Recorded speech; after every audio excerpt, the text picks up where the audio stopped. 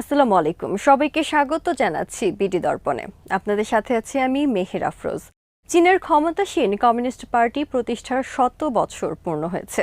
দল ও সরকারের পক্ষ থেকে উপলক্ষে নানা অনুষ্ঠানের আয়োজন করা হয়। চীনা কমিউনিস্ট পার্টির 100 বছরে চীন অনেক বদলে গেছে।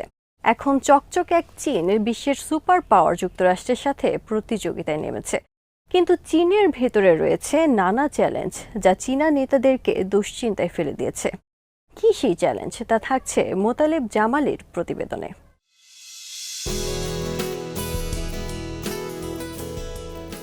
বিস্ময়কর হলো আগামী দিনে চীনকে অর্থনৈতিক চ্যালেঞ্জ মোকাবেলা করতে হবে। একদিকে জন্মহার কমে যাওয়া, অন্যদিকে বয়স্ক মানুষের সংখ্যা দ্রুত বেড়ে যাওয়া, আয় বৈষম্য, শহর ও গ্রামাঞ্চলের মধ্যে সুযোগ সুবিধার ব্যাপক পার্থক্য সহ নানা দিক থেকেই এই চ্যালেঞ্জের সম্মুখীন হতে হবে চীনা নেতাদেরকে। এসব কারণে আগামীতে চীনের অর্থনৈতিক প্রবৃদ্ধির গতিও কমে যেতে পারে বলে আশঙ্কা করছেন চীনা নেতারা।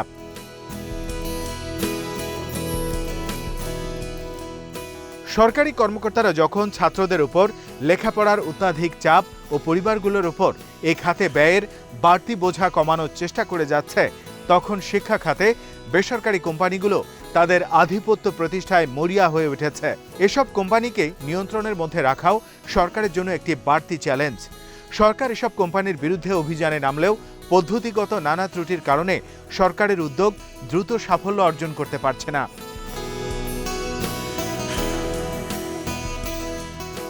চীনের প্রেসিডেন্ট শি জিনপিং এক ভাষণে দেশটির জনগণের আয় বৈষম্য, আঞ্চলিক অর্থনৈতিক বিভাজন, গ্রামীণ ও শহুরে নাগরিকদের মধ্যে সুযোগ সুবিধার বিস্তর পার্থক্যের কথা বিশেষভাবে উল্লেখ করেছেন।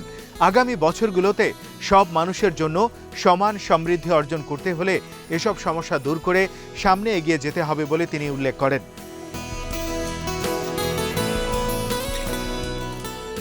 তিনি এই সমস্যার সমাধান হিসেবে বেশ কিছু প্রক্রিয়ার কথা বলেছেন।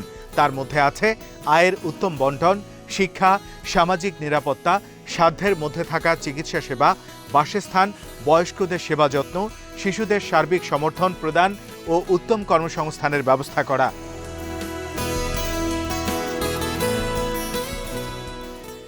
বর্তমানের কাঠামোগত রাজনৈতিক বাধা এসব উদ্যোগ সফল করার ক্ষেত্রে বড় ধরনের প্রতিবন্ধকতা সৃষ্টি করে রেখেছে। এসব প্রতিবন্ধকতা দূর করতে হলে ব্যাপক সংস্কার প্রয়োজন। বিশেষ করে প্রতিটি পরিবারের তাদের ইচ্ছা অনুযায়ী সন্তান নেওয়ার উপর যে বিধিনিষেধ আরোপ করা হয়েছে তা প্রত্যাহার করতে হবে। একই সঙ্গে স্কুলে যাওয়ার বয়স হয়েছে এমন শিশুদের উপর হোমওয়ার্কের চাপ কমানোর ব্যবস্থা করতে হবে।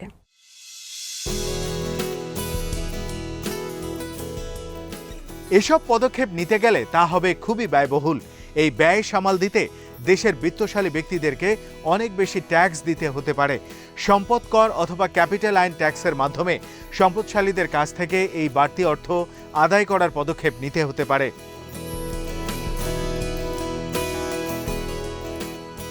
এই নীতি বাস্তবায়ন করাটাও হবে সরকারের জন্য বিরাট চ্যালেঞ্জের বিষয়। এতে একদিকে বিত্তশালীদের মধ্যে অসন্তোষ সৃষ্টির আশঙ্কা রয়েছে, অন্যদিকে সরকারের আর্থিক ব্যবস্থার মধ্যেও নানা সমস্যা তৈরি হতে পারে। ফলে এটা করতে গিয়ে হিতে বিপরীত হতে পারে।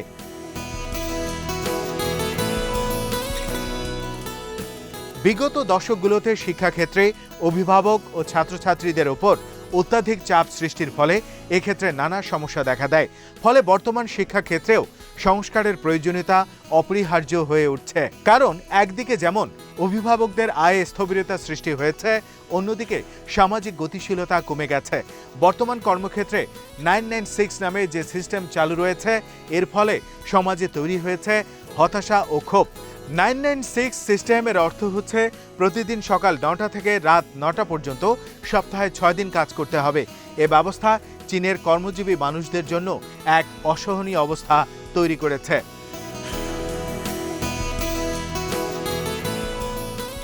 সিংহা বিশ্ববিদ্যালয়ের সমাজবিদ্যার অধ্যাপক সান লিপিং সম্প্রতি তার উইচ্যাট অ্যাকাউন্টে লিখেছেন, চীনে কর্মক্ষেত্রে বিরাজমান এই অবস্থা সবচেয়ে বেশি ক্ষতিগ্রস্ত করছে উঠতি বয়সের মধ্যবিত্ত ও শ্রমিক শ্রেণীকে। তাদের সব আশা আকাঙ্ক্ষা ধূসর হয়ে গেছে।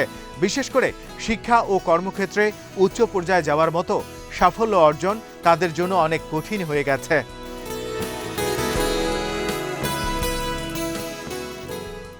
চীনের অনেক নগরী ও শহরে আবাসন অর্থাৎ ফ্ল্যাটের দাম এত বেশি যে তা কেনার কথা অনেকে কল্পনাও করতে পারেন না।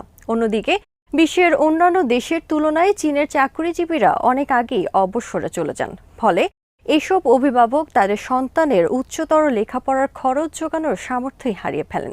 কোনো ধরনের বাড়তি খরচ করতে গেলেই তাদের অবস্থা করুণ হয়ে পড়ে।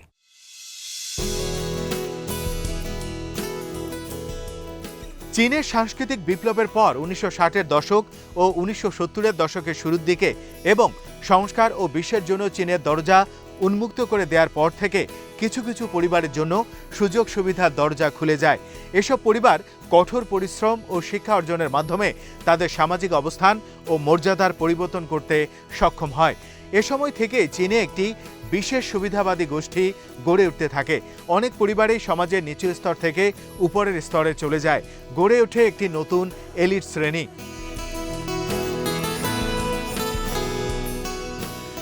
চীনের শিক্ষা ব্যবস্থায় অনেক আগ থেকে গাওকাও সিস্টেম নামে যে সিস্টেম চালু আছে সেটার গভীর সংস্কার করা প্রয়োজন। আগামীর উদ্ভাবনী অর্থনীতির চ্যালেঞ্জ মোকাবেলা করতে সবার জন্য সার্বজনীন কলেজ শিক্ষা ব্যবস্থা প্রবর্তন করা এখন সময়ের দাবি।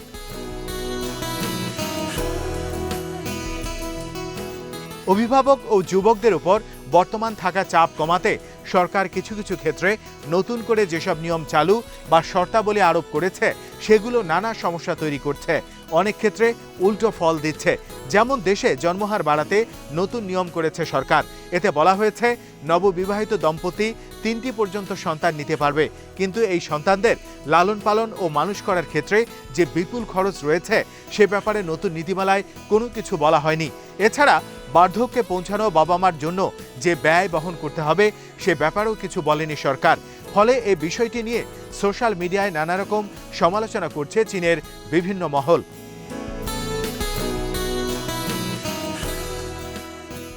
সরকার কোচিং সেন্টার সহ বেসরকারি খাতে শিক্ষা বিষয়ক ব্যবসা প্রতিষ্ঠানের বিরুদ্ধে যে অভিযান শুরু করেছে সে বিষয়ে নানা সমালোচনা ও বিরোধিতাও হচ্ছে সংশ্লিষ্ট মহল থেকে।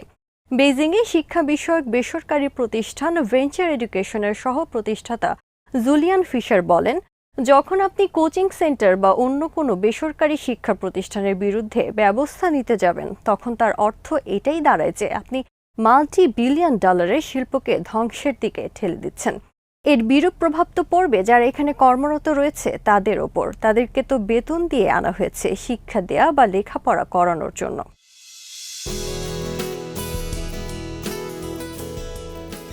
অনেকে বলছেন যেসব পরিবারের স্বামী ও স্ত্রী দুজনেই চাকরিজীবী তারা কিভাবে তাদের সন্তানদের পরিচর্যা ও লেখাপড়া করাবেন? তাদেরকে তো অন্যের উপর নির্ভরশীল হতেই হবে। কিন্তু সরকার যদি সেই সুযোগ বন্ধ করে দেয় তখন কি হবে সেই পরিবারটির?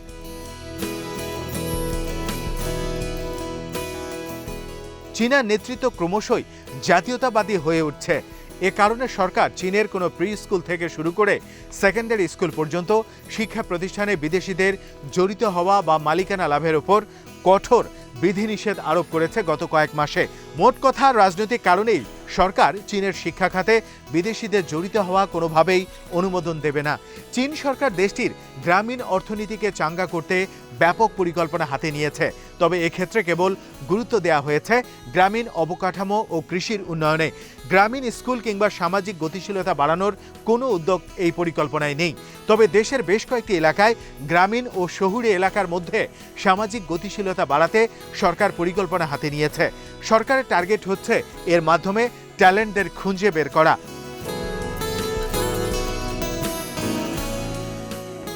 বিশ্লেষকরা মনে করেন, সমাজে আয় বৈষম্য দূর করা না গেলে সরকারের সামনে আগামী দিনের অর্থনৈতিক চ্যালেঞ্জ মোকাবেলা করা খুবই কঠিন হয়ে পড়বে। কেবল শিক্ষা খাতে সংস্কার দিয়ে এই চ্যালেঞ্জ মোকাবেলা করা যাবে না। আয় বৈষম্য অব্যাহত থাকলে এর মাধ্যমে সমাজে ফাটল ও অস্থিরতা আরও বাড়বে। সৃষ্টি হবে অর্থনৈতিক স্থবিরতা, যা প্রেসিডেন্ট শি জিনপিং এর সরকার কখনো চাইবে না।